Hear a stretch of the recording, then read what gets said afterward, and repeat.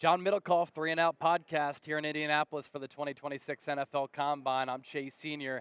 And John, a long time coming. I think you do a great job with your podcast. And I'm seeing you yesterday. You're dapping up Ben Johnson. You're hanging out with Howie Roseman, John Schneider. And it's a pleasure to have you here on the show. I'm just really curious, you started off as an NFL scout under Howie Roseman at the NFL level. Then you start to get into broadcasting. What was it about broadcasting that got you interested in the industry, which has led to high levels of success where now you're doing shows with the likes of Colin Cowherd, who's one of the GOATs, and you're on a major podcast network with The Volume? Yeah, I mean, I when I was in college, I wrote for my school newspaper. I don't even know if those things exist anymore. The Mustang Daily, where I went to Cal Poly. Chris Gokong, who was drafted a long time ago for Philly, third round from Cal Poly.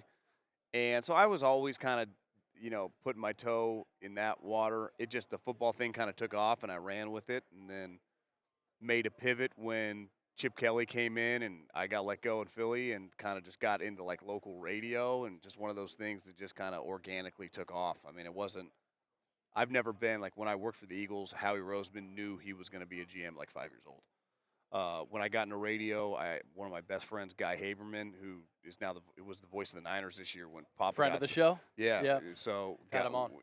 Guy knew he was going to be a broadcaster when he was 5 years old.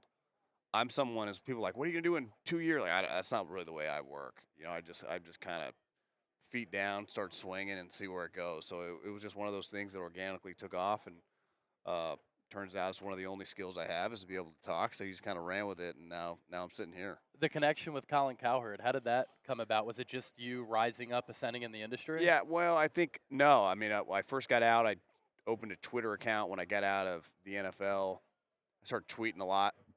Just different takes, and he followed me. He's boys with Andy, so I think they kind of linked up and maybe asked about me. He started having me on the show at ESPN. Cool.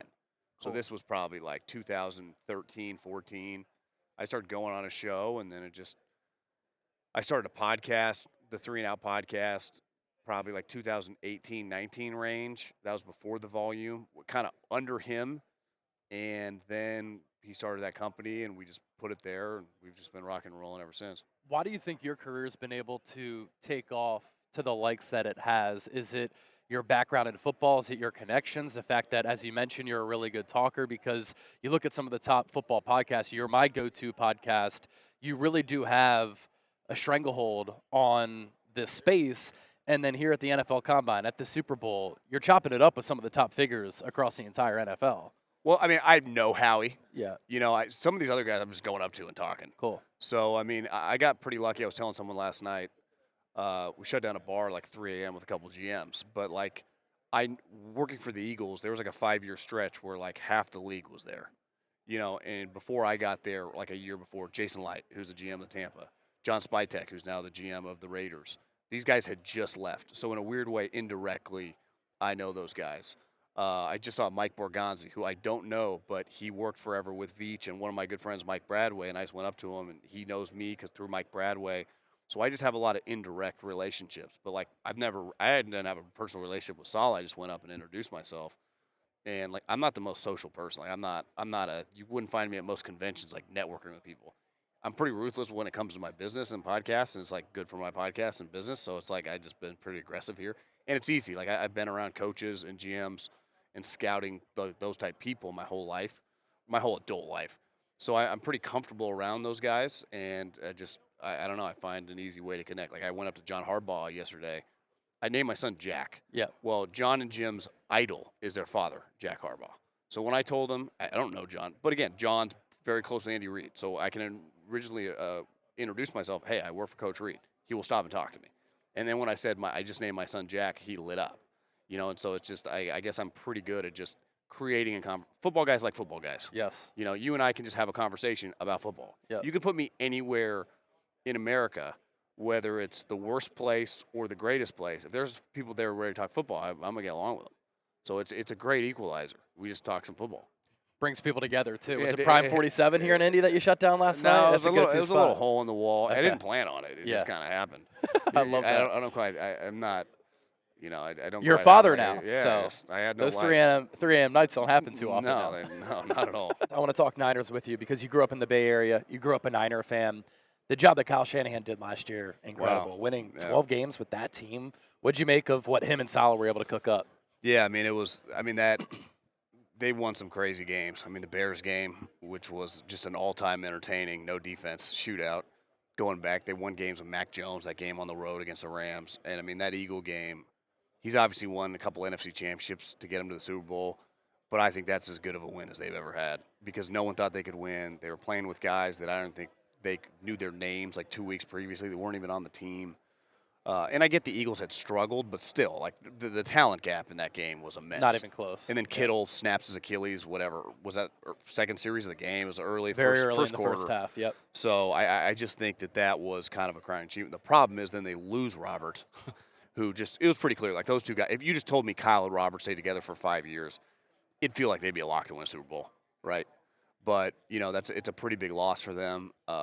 It feels like Saleh became like people really liked him this year. If like the 49ers and their fan base were like the mob, like Saleh became a made man in the mob this year for the 49ers. Like I just think everyone he's a beloved figure, and I think he balances Kyle out well, and so I think Raheem will do similar. They're comfortable. Kyle can be a lot. He's intense.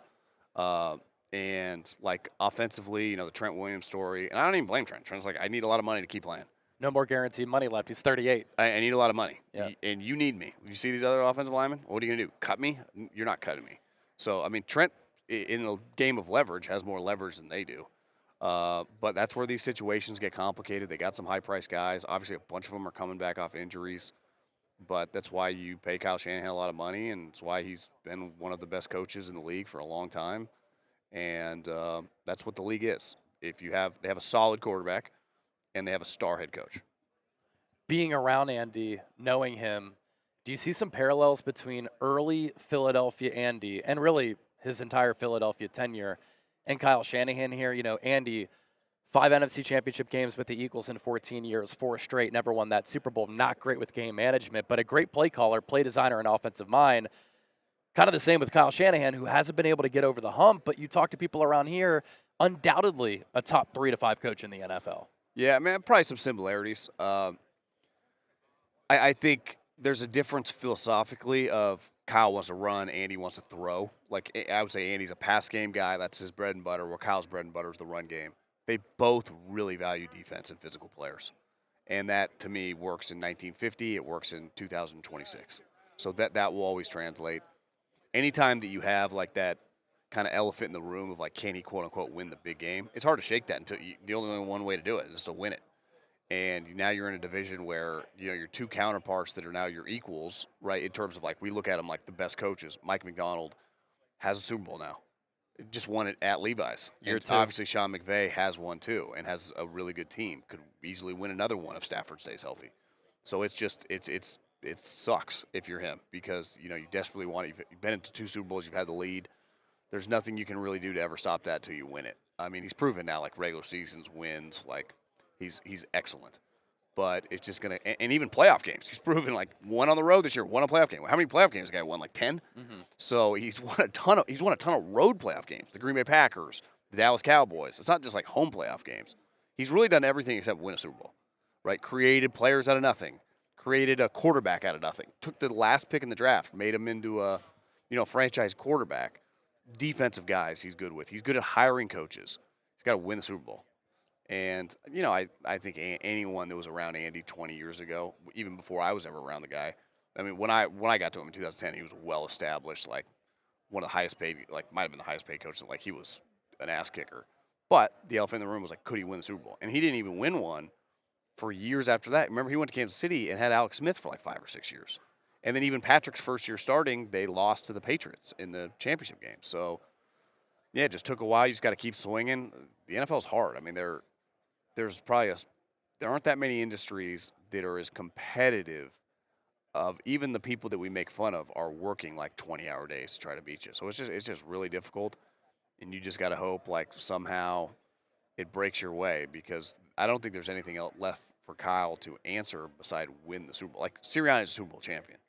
You can make fun of him or people can say whatever. I know you don't, but I'm just saying, the national conversational narrative around him, he has a ring, Last one for you. How can the Niners close the gap on a team like the Seattle Seahawks in their division? For me, they need to get younger on offense, oldest unit in the NFL last year. They need to get better along the offensive line. I don't know why they don't take it more seriously, and we'll see what happens with Trent Williams.